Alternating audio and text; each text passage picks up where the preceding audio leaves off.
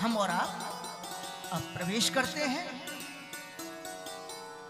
श्रीमद् भागवत महारानी।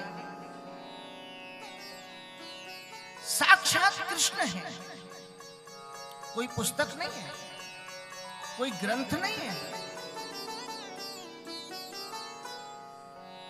कोई बांचने योग्य पढ़ने योग्य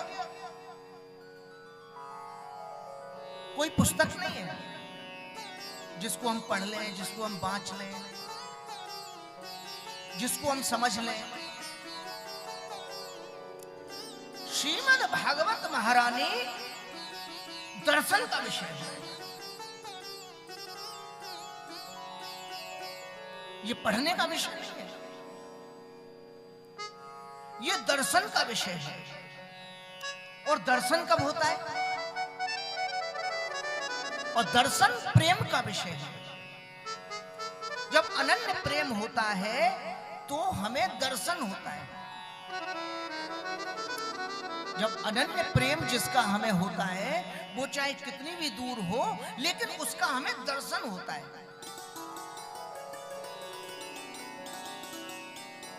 तो जो हमारे परमात्मा कृष्ण हैं, जो सदैव राधा के आलिंगित रहते हैं,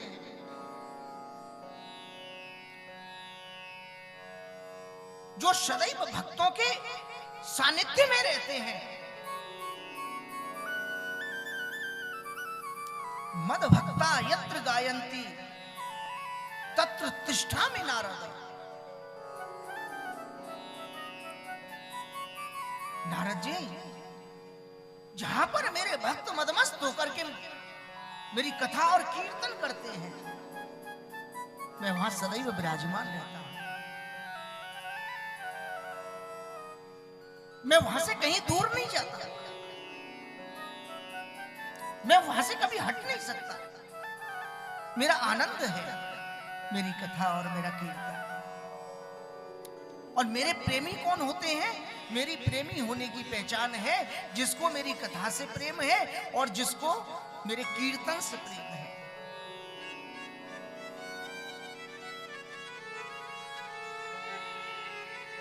जो कथा और कीर्तन से प्रेम करता है, मैं उसके सदैव सानिध्य में रहता हूं। उसको मेरे पास आने की आवश्यकता नहीं है, मैं सदैव उसके पास रहता हूं।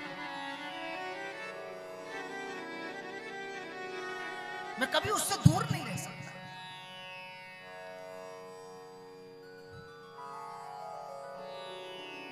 और यही भाव गोविंद के हृदय में प्रकट हुआ तो गोविंद ने भागवत का स्वरूप ले लिया।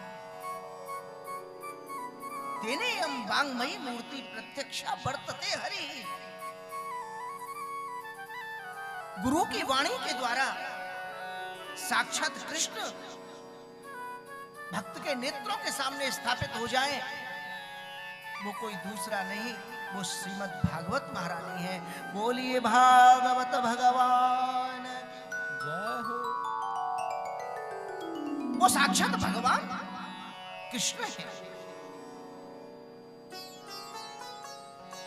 वो साक्षात आह्लादिनी शक्ति राधा रानी है।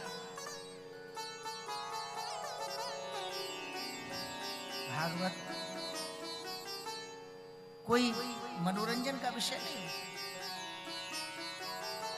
भागवत हंसी ठिठोली का विषय नहीं है,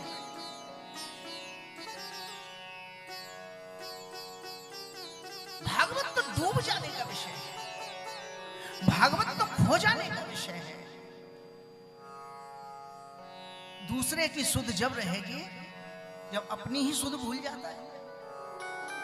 जिस समय भागवत सत्संग में बैठता है तो अपनी भी सुध नहीं रहती। एकमात्र गोविंद ही गोविंद नेत्रों के सामने दर्शन देते हैं। दिव्य दिव्य स्वरूपों से गोविंद का आनंद आता है।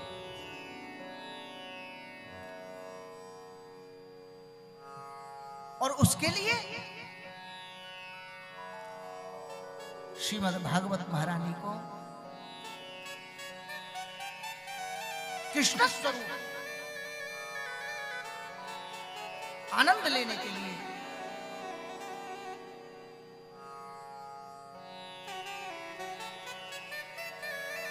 श्रीमद् भागवत महारानी में गोविंद का दर्शन करना पड़ता है। दर्शन जब होगा जब हृदय में गोविंद के लिए प्रीति होगी। ये नहीं कि भागवत सुनने से ये मिल जाएगा, भागवत सुनने से बेटा पास हो जाएगा, भागवत सुनने से व्यापार चल जाएगा, भागवत सुनने से हमारा ये कष्ट दूर हो जाएगा। ये चाहत रखना बहुत छोटी चाहत है, बहुत छोटी चाहत है। सांसारिक चाहत रखना ऐसे है जैसे स्वर्ण को चाहने वाले को, स्वर्ण को चाहने वाले को कोई चमकती हुई मिट्टी या कंकड़ मिल जाए और वो उसको स्वर्ण माने।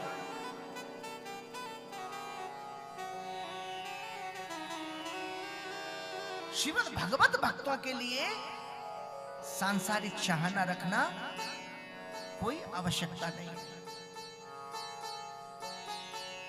आप सांसारिक चाहत को छोड़ करके आप गोविंद को चाहिए। आप गोविंद से मिलने की इच्छा रखिए। आप अपने हृदय में गोविंद के दर्शन कीजिए और फिर भागवत महारानी के चरणार बिंदों में विराजमान होइए।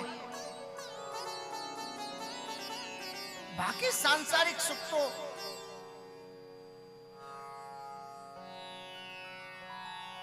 सांसारिक सुख कौन देता है? सांसारिक सुख देवता देते हैं। वो देवता आपके सामने हाथ जोड़ के खड़े रहेंगे। आप गोविंद के प्रियतम हैं, आप गोविंद के प्यारे हैं, आप गोविंद को चाहने वाले हैं, इसलिए सांसारिक सुख तो आपके आगे पीछे बोले।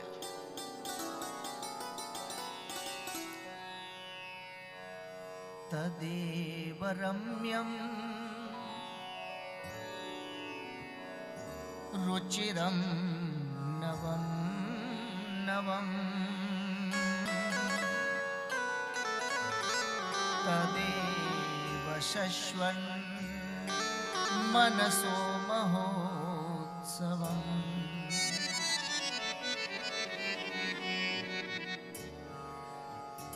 श्रीमद् भागवत महारानी से जितनी जितनी गोविंद से प्रीति बढ़ती है उतना उतना जीवन में महोत्सव होने लगता है।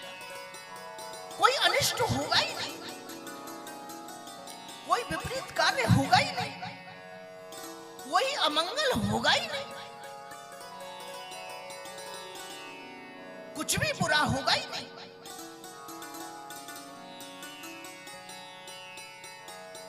मन में फिर लोभ मोह की चाहना नहीं होगी। रुचिरम नवम नवम।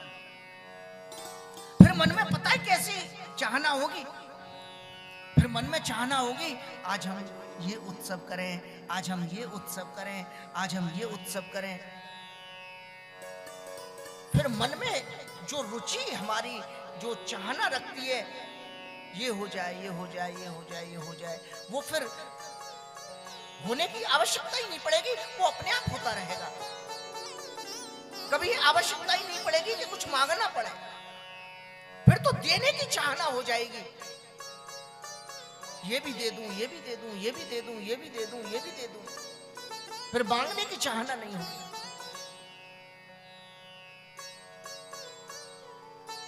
तदेव शश्वन मनसो महोत्सवम। मन सदैव महोत्सव में डूबा रहेगा। मन में सदैव महोत्सव होते रहेंगे, मन में सदैव आनंद आता रहेगा। ऐसा आनंद आता है श्रीमद् भागवत जी से।